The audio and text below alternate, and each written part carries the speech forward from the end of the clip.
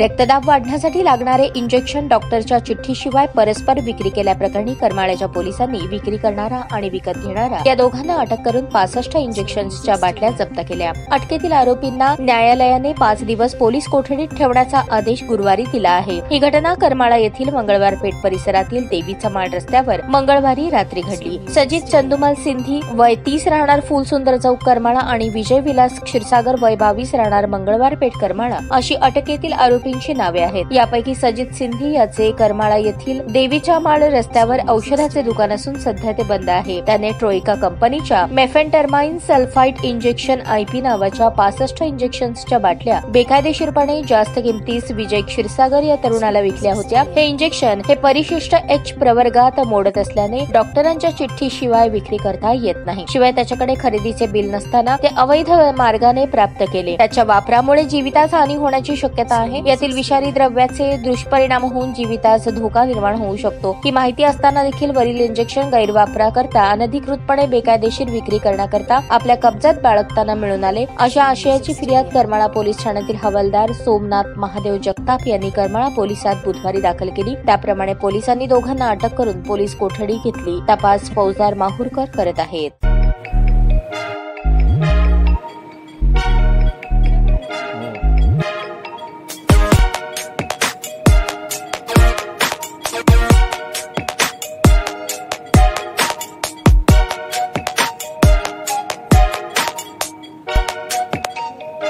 सोलापूर शहरातील सुप्रसिद्ध हॉस्पिटल म्हणजे सेंट्रल मल्टी स्पेशालिटी हॉस्पिटल मागील अनेक वर्षापासून सेवा बजावत आहे। 24 तास इमर्जन्सी सर्व्हिस, मॉडर्न टेक्नॉलॉजी, अनुभवी डॉक्टर्स तसेच अत्याधुनिक तंत्रज्ञान सुविधांनी सुसज्ज स्त्रीरोग प्रसूती विभाग, ऑर्थोपेडिक विभाग, मेडिकल विभाग आणि इतर एकमेव नाव म्हणजे सेंट्रल मल्टी स्पेशालिटी हॉस्पिटल। पत्ता गणेशपेठ शॉपिंग सेंटर, मंगळवार बाजार, सोलापूर।